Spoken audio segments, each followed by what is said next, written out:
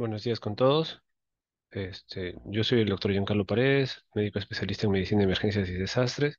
Pertenezco al servicio de emergencia como médico asistente y también pertenezco a la unidad funcional de gestión de riesgo del hospital. El tema que vamos a hablar hoy día es acerca de la vulnerabilidad de los establecimientos de salud y el índice de seguridad hospitalaria. Es una parte de la gestión de riesgo. Vamos a continuar. Ese es el desarrollo del contenido que vamos a tener. Vamos a encargarnos. Lo que necesito que entiendan está en los objetivos y vamos, este es el resto del desarrollo de la exposición de hoy. Eh, Esto es lo que necesito. Necesito que hoy día, en la charla de ahora, se vayan con la idea de fortalecer los conocimientos y competencias acerca del índice de seguridad hospitalaria y la idea también es concientizar a todo el personal de salud, todo el personal que corresponde a la charla, sobre la importancia de gestión de riesgo. Entonces, ya algunos que tienen alguna base sobre gestión de riesgo habrán visto este mapa tal vez cientos de veces. Es el Cinturón de Fuego del Pacífico. Cinturón de Fuego del Pacífico es una serie es una zona que está justo en las costas del Océano Pacífico, donde donde se dan la mayor parte de terremotos, de sismos, terremotos, y donde también están ubicadas, son regiones donde están ubicadas también los volcanes, ¿sí? Es una zona volcánica por todo este cinturón. Entonces, aquí estos puntitos son los sismos que han ocurrido desde 1898 hasta el 2000. Entonces, como verán, esto es lo mismo asociado también a los volcanes. Entonces, si notan la frecuencia de los mismos en este cinturón, y obviamente Perú comparte esta zona, y ustedes lo saben, lo vivimos todo, lo vivimos continuamente. El Perú en general tiene una geografía muy variada, no solamente por costa, sierra y selva. Este es el mapa geológico del Perú, donde vemos los accidentes geográficos, los alturas que existe. El Perú es un territorio muy, pero muy variado, eh, y que no solamente está expuesto a estos sismos, ¿no? Estos son los sismos de el último centenio, sin incluir del 2000 en adelante. Entonces, vean la cantidad que existen, ¿no?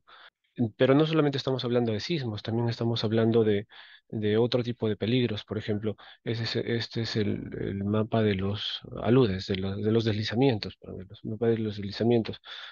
Si tal vez observan el mouse, en esta zona de acá correspondería más o menos a lo que son teulares, todos esos huaicos que hay siempre, cada 2 o 3 años por el fenómeno del Niño.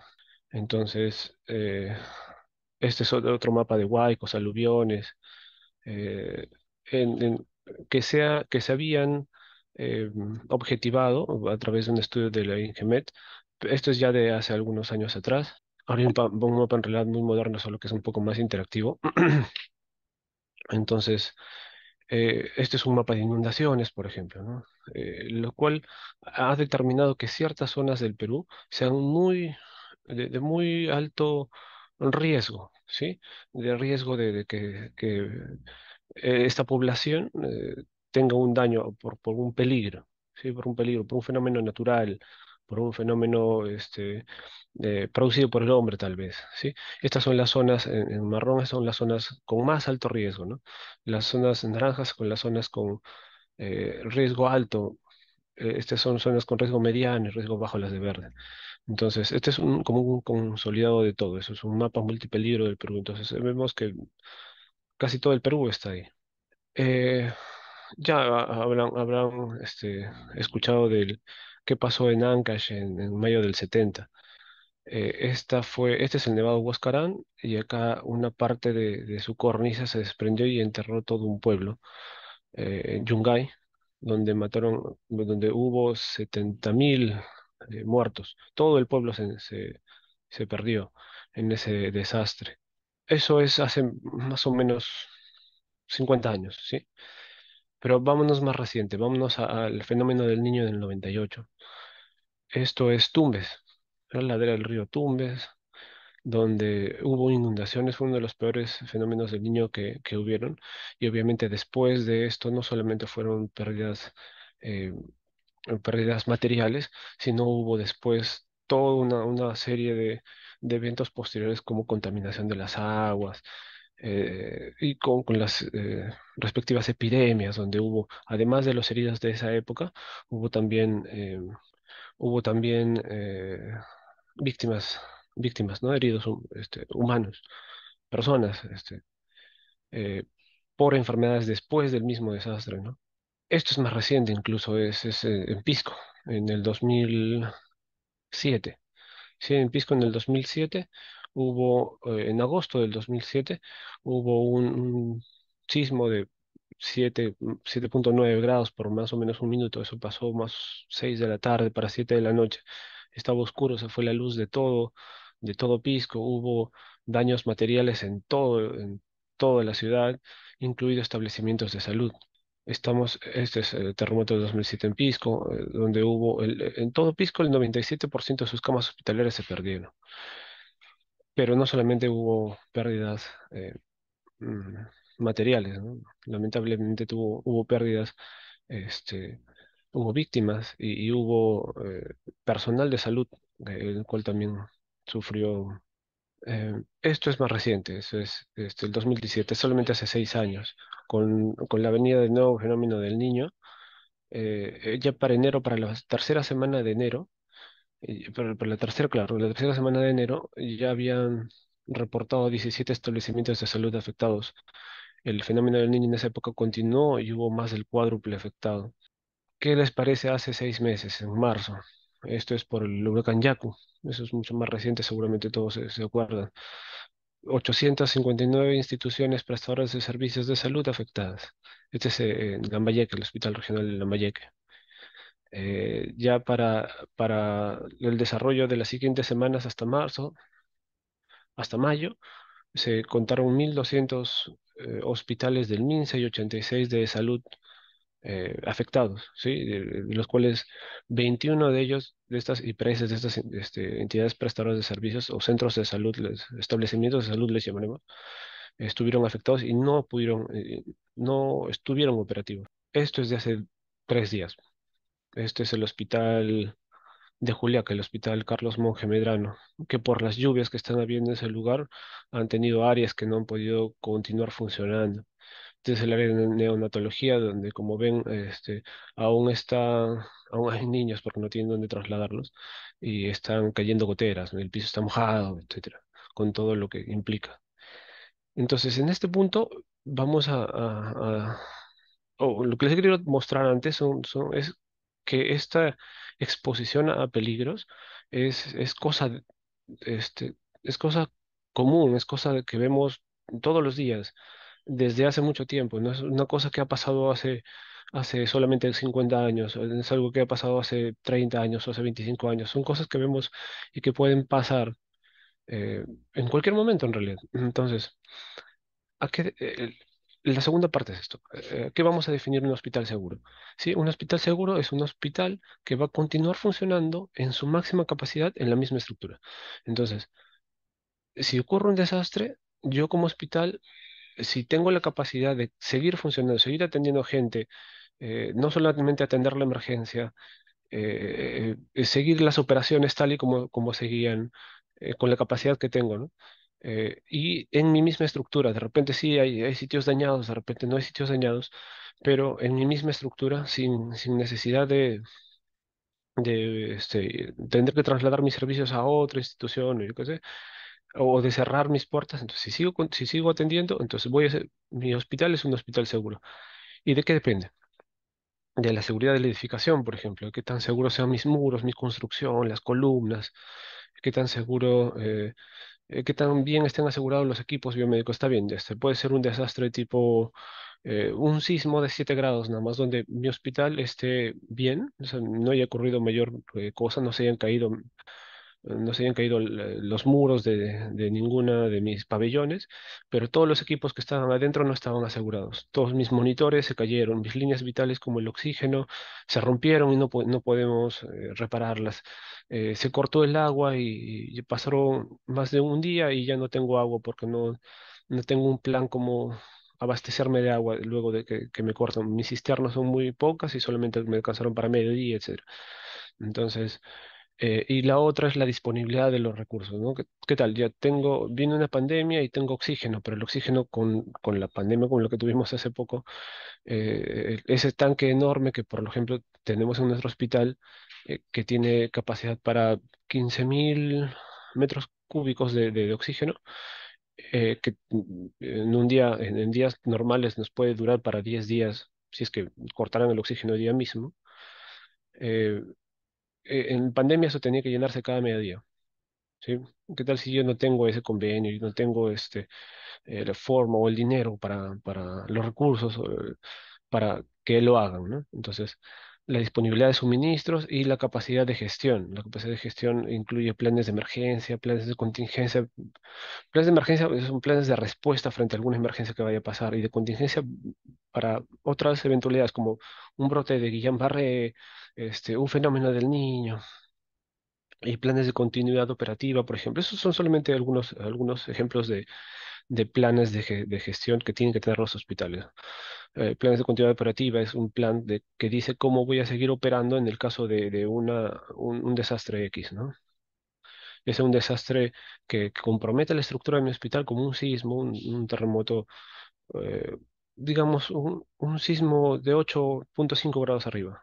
Estoy seguro que muchos saben que el hospital ya es un hospital relativamente viejo. Hay hospitales más viejos eh, que tienen mucho más riesgo, por supuesto, y que no están reforzados, entonces corremos eh, un riesgo de que uno de esos sismos acabe totalmente con el hospital o con la mayor parte del mismo, o simplemente sea un desastre tipo un conflicto armado, ¿sí? Un conflicto armado o una conmoción social que hubo, por ejemplo, con esto de los presidentes corruptos que por ahí tuvimos, haya una explosión de la gente, el cual los policías, hay enfrentamientos y vamos a tener que atender un montón de heridos y va a sobrepasar nuestra capacidad de respuesta. Entonces tenemos que tener planes para seguir operando cuando nuestra capacidad de respuesta haya sido rebasada. Aquí vamos a entender uno de los tres conceptos de gestión de riesgo que son importantes para entender todo el tema. Entonces, la gestión de riesgo se compone tiene tres componentes y siete procesos. De esos tres componentes, que son la gestión prospectiva, correctiva y reactiva, y los procesos que son todos estos de aquí, sí, son una suerte de continuo, sí, se continúan eh, antes, durante y después de que ocurrió un desastre, sí. Eh, eh, la gestión prospectiva trata de disminuir, o mejor, de evitar el riesgo que tenemos, ve las condiciones a futuro, ¿no? La gestión correctiva lo que hace es, ya, está bien, estamos en riesgo ahorita, hay un riesgo, como ven acá, existe el riesgo de que todas estas edificaciones que están construidas sin que un ingeniero, un arquitecto haya dado los planes, muchas veces improvisadas, muchas veces de material que no es material noble. Ya, tenemos eso. Ahora vamos a disminuir el riesgo, vamos a reducir el riesgo, perdón, en las condiciones actuales. Y una vez ocurrido el desastre, se activa otra que es la gestión reactiva. O sea, cómo primero nos preparamos para esto, no sé, simulacros de sismo, etcétera, y después de que ha ocurrido el desastre, cómo respondemos, ¿no? Cómo se materializan estos simulacros, cómo, por ejemplo, en nuestro hospital, a qué sitio vamos a ir para no solamente reunirnos en el momento del sismo, sino para continuar las atenciones, porque el hospital como tal no debe parar. Y sabemos que es más, después de una eventualidad así, las víctimas van a llegar montones y estamos en la obligación de atender a esas personas. Y luego cuando hay un post-desastre, o sea, después de que pasa esta parte del desastre, lo que nos queda es reconstruir, ¿sí? Evitar el nuevo escenario. ¿Qué pasa? eh, eh, por ejemplo, si mi hospital se cayó porque no tenía buenos cimientos, perfecto, vamos a reconstruirlo haciéndolo con mejores cimientos. Si mi hospital se inundó, Sí, hubo un fenómeno del niño como hubo en Lambayeque hace unos años atrás, se inundó. Entonces, perfecto, vamos a reconstruirlo, pero no en el mismo sitio.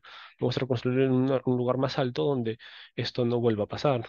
O mi casa, yo lo construí justo en la quebrada de estas, de ejemplo, Santa Eulalia.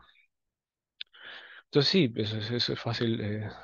Ya trataré ya se destruyó completamente, trataré de no volver a construir ahí. Tendré que buscarme otro sitio. O yo como gobierno regional haré que esas personas que están identificadas ya no construyan ahí y tendrán que movilizarlas a otro sitio que tienen que buscar y están en obligaciones de buscar. El segundo concepto para que entiendan todo esto que quiero hablar es el riesgo. El riesgo de padecer un daño está en función a un peligro, a un fenómeno natural. Nosotros en gestión de riesgo no le decimos desastres naturales. Los desastres no suelen ser naturales. Ahorita les explico por qué. Pero está en función a un peligro, o sea, qué tan intenso es ese peligro, es diferente a un sismo de 7 a un sismo de 9 grados en la escala de Richter, eh, y está en función al peligro y a la vulnerabilidad que existe en una población X eh, a padecer, ¿sí? Qué tan vulnerable, sí, claro, eh, qué tan vulnerable sea esa población ante ese peligro, ¿no? Entonces, si una población es vulnerable ante un peligro, se le va a generar un daño. Entonces, el riesgo de daños, la PCM nos dice que está en función al peligro y a la vulnerabilidad. A la vulnerabilidad del elemento y de este de elemento que es una población en un tiempo determinado. La evaluación Star H lo pone parecido, básicamente la idea es la misma, ¿no? El riesgo está en función a la probabilidad por el impacto, y el impacto tiene que ver con la gravedad de la probabilidad me refiero a la probabilidad de que ocurra este peligro. Por ejemplo, el fenómeno del niño ocurre más o menos cíclicamente cada 2 años, cada 3 años. Entonces, es muy probable, ¿no es cierto?, que esto ocurra. Un sismo de 8,5 ocurre, no sé, cada 200, cada 300 años, dependiendo de la zona, a veces menos. Por ejemplo, Lima, el último sismo más de 8,5 fue en 1700, más o menos, después de 300 años, 400 años de silencio sísmico de esa intensidad. Y si sacan la cuenta, más o menos estamos ahí por los descuentos. Entonces, es menos probable, claro, pero eso es lo que hay que graduar, ¿no? Y eso se ve numéricamente. Entonces, y el impacto es la gravedad, es diferente, como les decía, un sismo de 6 grados a un sismo de 9.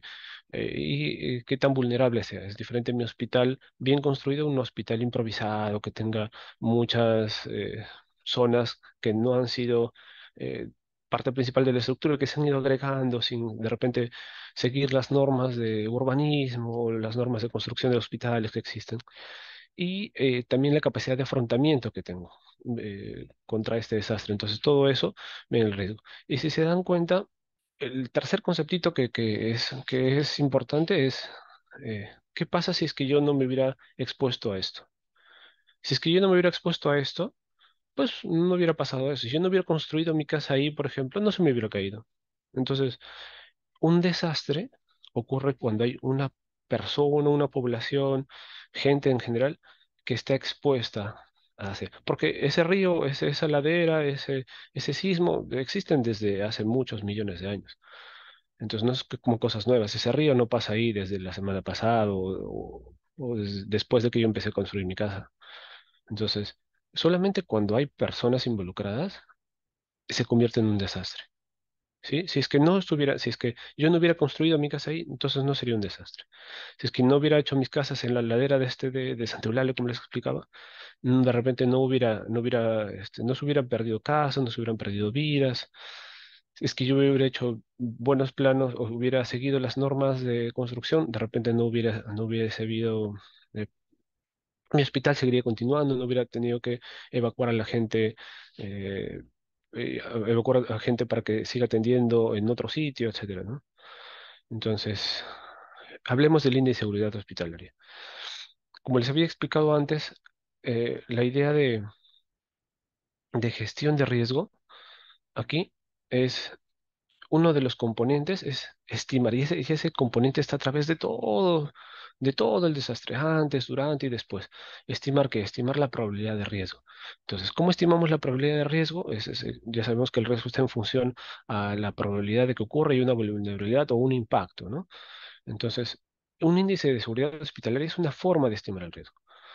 Es una herramienta, es barata, ¿sí? Es una herramienta barata, es una herramienta eh, que nos dice la probabilidad de que un establecimiento continúe funcionando en caso de desastre.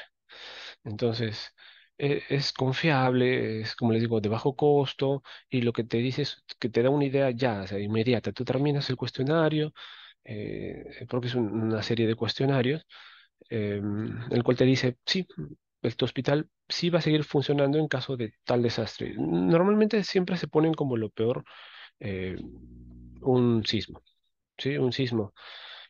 Pero no solamente existen sismos, ¿no? Existen, como habíamos dicho, el Perú en su gran diferenciación geográfica, geodinámica, entonces existen muchos peligros porque no solamente estamos hablando de nuestro hospital, sino estamos hablando de todos los establecimientos de salud de todo el Perú.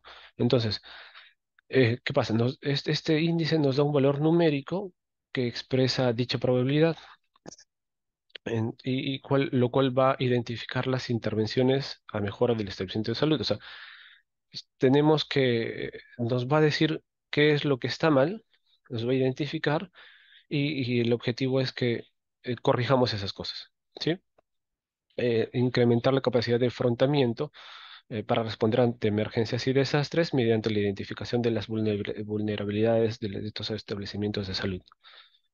Eh, ah, el informe del ISH es- se divide en tres partes, ¿sí?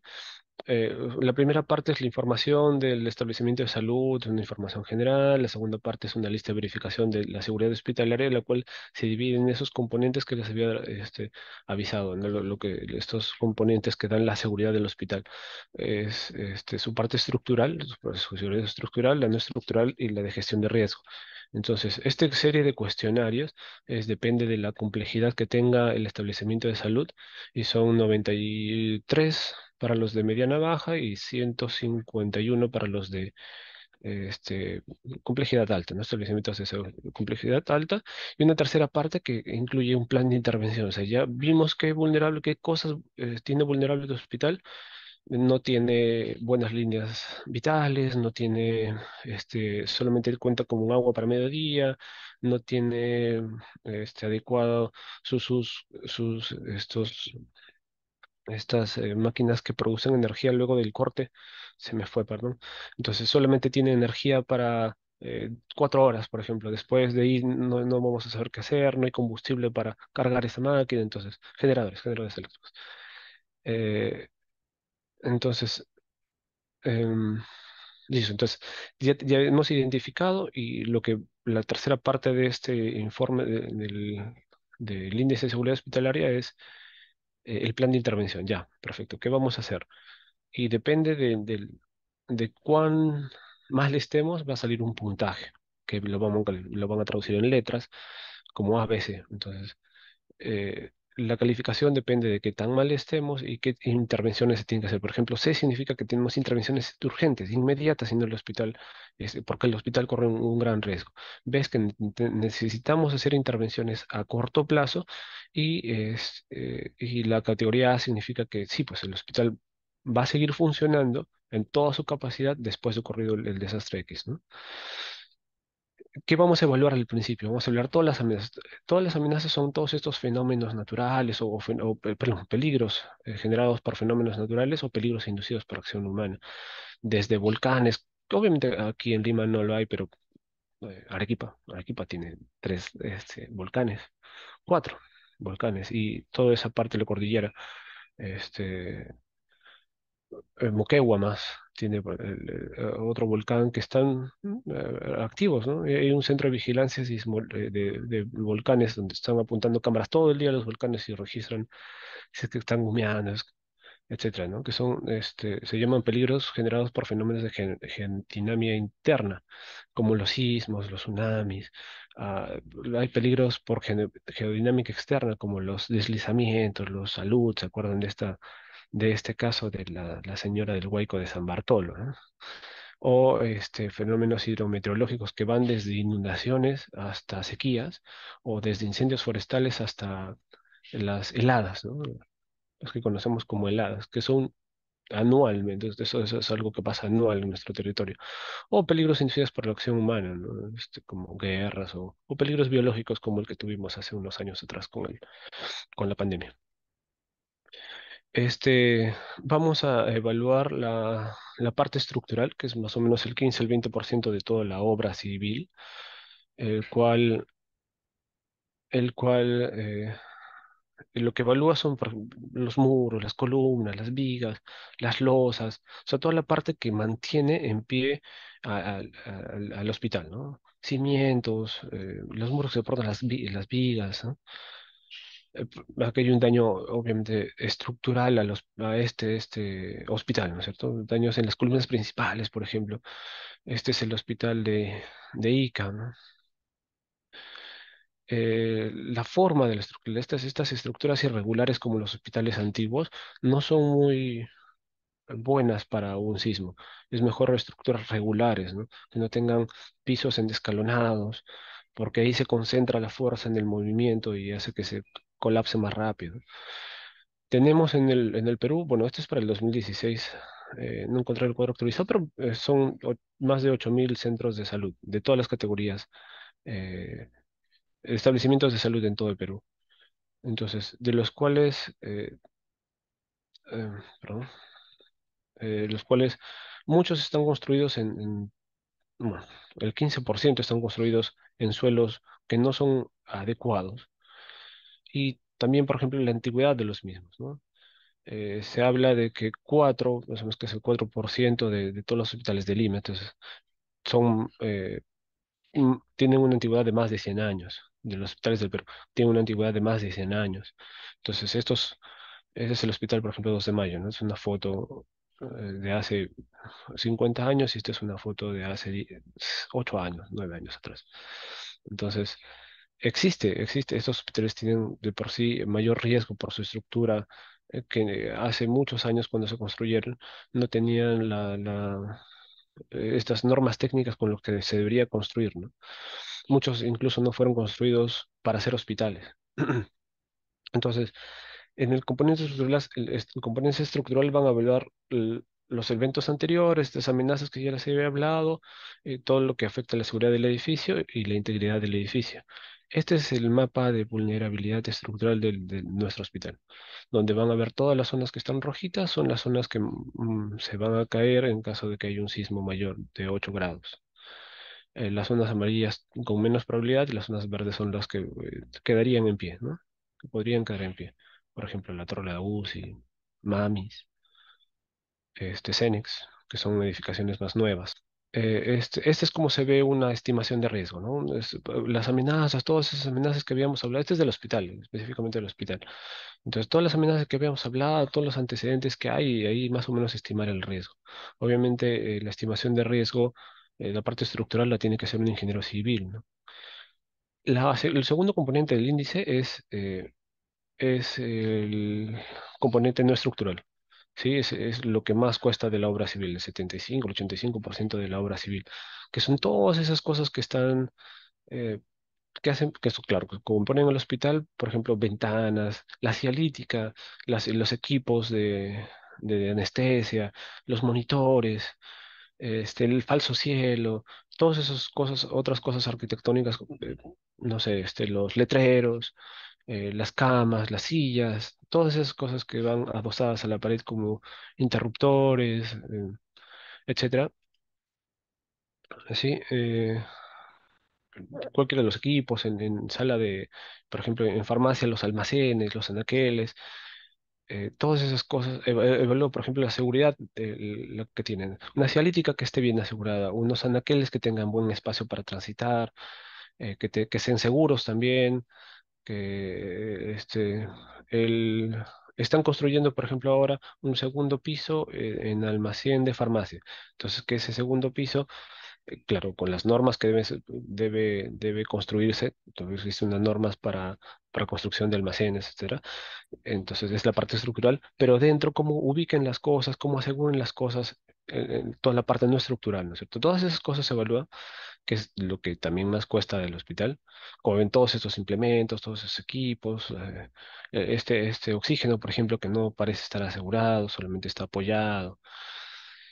Y lo que se va a valorar es la seguridad arquitectónica, se parece, la protección y el acceso a y la seguridad física de la infraestructura, las líneas vitales, el oxígeno, la luz, el agua, etcétera, y los equipos y suministros. Ese es el resumen. Y una tercera parte, que la parte funcional, la parte de gestión de riesgos, de gestión de emergencias, por ejemplo, con coordinación de actividades, ¿no? Perdón, coordinación de actividades de gestión de riesgos, ¿sí?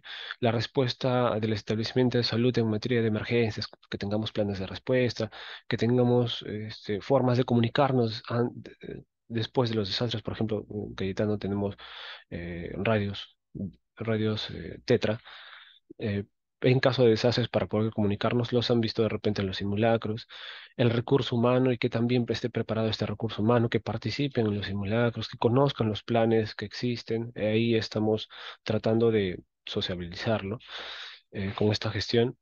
La logística y finanzas, que haya una buena administración, un buen plan de contingencia para que siga funcionando esto, la asistencia a pacientes y servicios de apoyo, me refiero a las redes de referencia, ¿sí? Las redes de referencia. Los hospitales tienen que estar bien interconectados entre ellos, con buenas líneas claras ya el hospital, nuestro hospital, en una emergencia van a comenzar a concurrir en la primera media hora por lo menos 100 pacientes, después de ocurrir un desastre. Entonces, esos 100 pacientes no todos se van a hacer graves. Y como no todos van a ser graves, podemos, por ejemplo, comenzar a referir a los que no son graves a los centros de salud y que los centros de salud nos manden a sus graves y nosotros comenzamos a referir a todos los que no son graves. Entonces, todo eso tiene que tener un plan. También ve la evacuación, la descontaminación, la vigilancia, la protección, etcétera. Este es por ejemplo, el mapa de rutas de escape del hospital. Este es el mapa de este año, donde vemos las rutas de escape de las diferentes áreas hacia los círculos de seguridad. Estas rutas no son ideales o sea, es lo más ideal que tenemos, pero no es que sean las mejores rutas que deben haber. Me refiero a que exactamente entre un punto X hasta un círculo de seguridad deberían haber máximo 40, 50 metros. En algunos casos en nuestro hospital hay 120 metros. Entonces, pero es la mejor ruta que tenemos, es 120. No es que no esté mala la ruta, solo que no, la construcción, la forma como lo pensaron en el hospital no fue para eso, ¿no? Este es un plan de emergencia por si acaso colapsa el hospital, por ejemplo. Este es nuestro servicio de emergencia, entonces colapsa el pabellón N, que es uno de los pabellones que tenemos bastante problemas, colapsa el edificio de emergencia, colapsa el área de cirugía de piso, ¿no? Colapsa las oficinas administrativas, entonces, ¿cómo vamos a atender a las víctimas, ¿no? Normalmente van a ingresar por la puerta 4. Ahí vamos a tener un área de expansión, que ya lo hemos visto en los simulacros últimos, donde tenemos un área de atención de víctimas con prioridad roja o prioridad uno, con víctimas de prioridad amarillo y prioridad verde, que esas son la forma de qué tan graves estén, ¿no? Por ejemplo, la prioridad verde vamos a tener que tenerlas en la capilla. Muy probablemente la cuna jardín, como ahora está ocupada con pacientes, no se va a poder utilizar. Eh, tenemos una distribución de cómo reaccionar. Este es el sistema de comando de incidentes. Es como un molde que utilizan muchas instituciones. Es un molde que puede utilizar los bomberos, no solamente el hospital, los policías, este, una municipalidad, que es este molde te dice más o menos cómo debes organizar tus cabezas, tus jefes, etcétera, en caso de un desastre, ¿no? Y eso está, y tiene, cada uno tiene su personal específico designado, ¿no?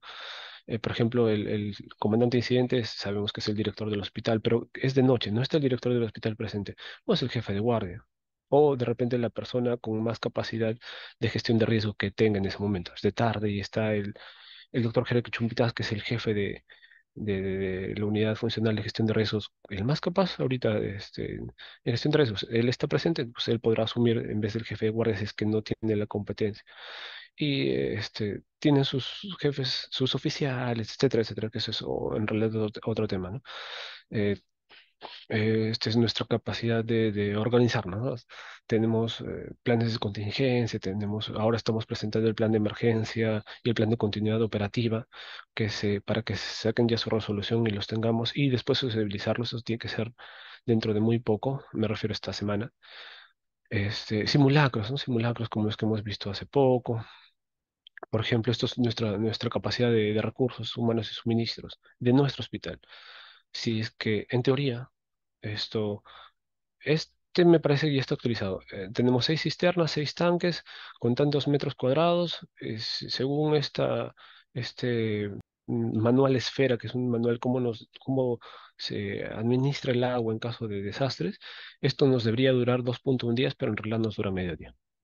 Los grupos electrógenos, tenemos dos, cada uno eh, ocupa 100 galones de petróleo eh, y se consumen a velocidad de 25 galones por hora. O sea, si nos quedamos, y solamente está funcionando uno, no, sí están funcionando dos. Entonces, solamente si nos quedamos sin electricidad, solamente tenemos 4 horas, a menos que, claro, lo recarguemos.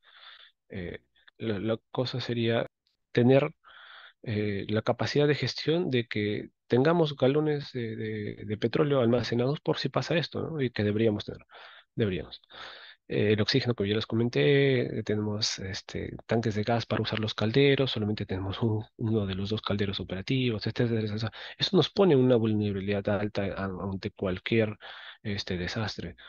Llámese no solamente un sismo, que corte de agua que iba a haber hace una semana atrás, nos iba a dejar con teníamos que hacer planes de respuesta. En realidad se hicieron planes de respuesta, planes de contingencia para que por ejemplo, venga Sedapal y nos llene los tanques, ¿no? Cada cierto tiempo, para no quedarnos sin agua, para no dejar de atender eh, a nuestros pacientes hospitalizados, a las cirugías que se tienen que dar, que consumen cada cirugía más de 60 litros por cirugía, etcétera, etcétera. Entonces, este cuestionario que les digo se llena, ¿no? Este es el modelo matemático. Entonces, todos esos cuestionarios se llenan según el número de ítems que les dije de cada componente de este índice. Y ya casi para terminar les diré, al final se tabula y sacan una, un cálculo de cuánto es nuestra vulnerabilidad, ¿no?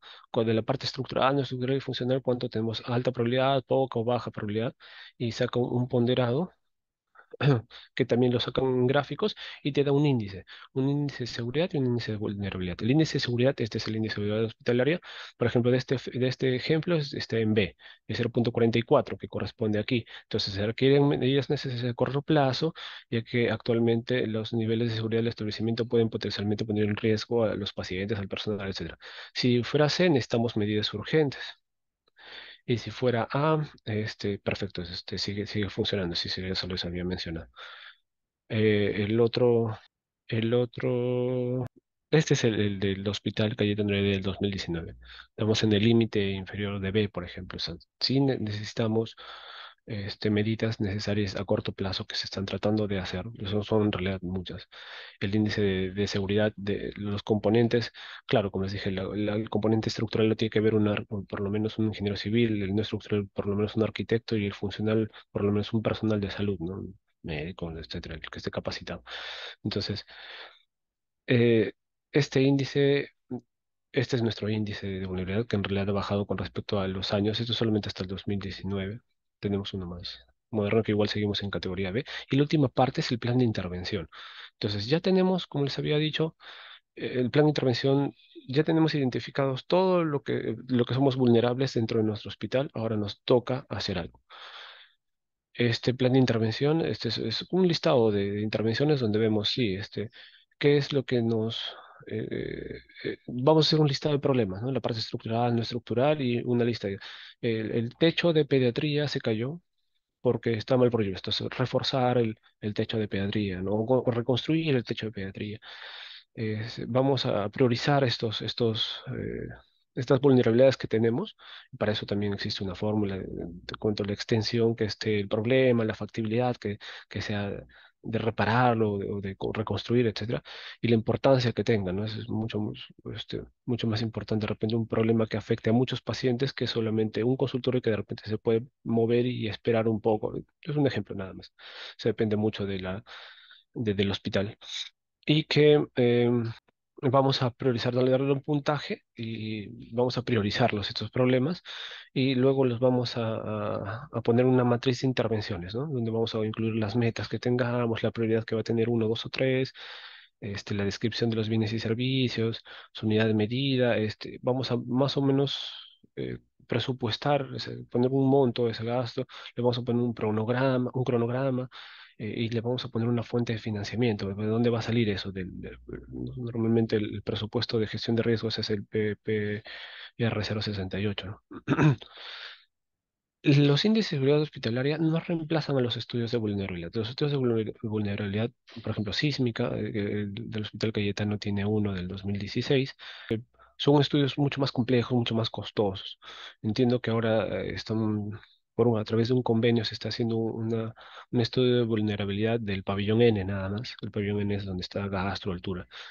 Que ojalá si la gestión pueda hacerlo para todo el hospital, pero son estudios mucho más caros, ¿no? Entonces, no lo reemplaza, pero es mucho más práctico, es